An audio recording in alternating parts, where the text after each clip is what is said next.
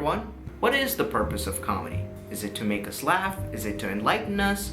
Or is it to force us to see things in a different perspective? Back in the Stone Age, comedy was only limited to appearances because our ancestors were practically jokes. But the basic concept of comedy was introduced by Aristophanes, who used to write comedic plays that made fun of people of elite professions, for which he was summoned into court multiple times. A basic rule in comedy is that if you make a joke on someone and that certain someone does not laugh at that joke, you've told a bad joke. So in a way, Aristotle was a bad joke teller. But he did enough to inspire people to improve on his craft, as well as have philosophers like Aristotle and Plato discuss the impact comedy left on the community. Over the years, as the comedy phenomena grew, many different forms of comedy were introduced, such as Elizabethan comedy in the 15th century, pantomimes and vaudeville in the 19th century, and absurdist comedy in the 20th century. So, how has comedy fared up till now?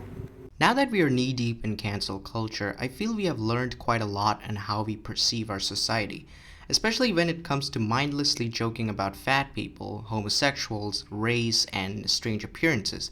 That's not to say that offensive humor is no longer welcomed with open arms, unless and until the joke teller is able to smartly assure the audience that they're telling a joke, not making a statement.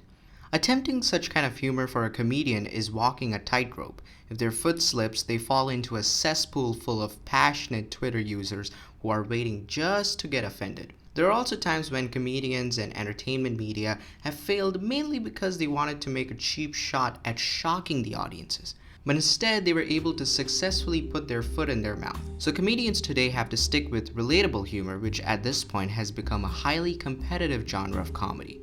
Everyone could say the same joke, but it's never the same because of how they tell their jokes. If comedians or comedic media have to stand out from what's mainstream, they either have to get absurd with how they present their jokes or make an impression of someone. But how do we know a joke has gone too far? Well, it depends. If a certain someone were to make a funny joke about, let's say, the Ukrainians who are stuck in Ukraine right now, people would hunt that person down with their pitchforks, roast them over a forest fire, and hold a witch trial for their corpse.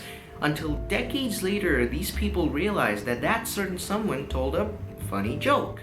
Because that's what happened decades later after the Lincoln assassination, the sinking of the Titanic, and even the Holocaust. Just like how nature evolves, our opinions evolve as well. What we once thought was unacceptable is now commonplace. But you know what's a joke that didn't go too far?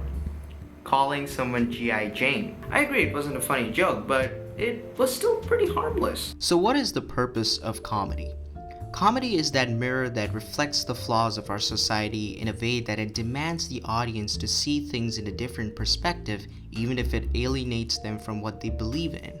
It may not work for some, but when it works, it can make the most boring subject joyful to sit through.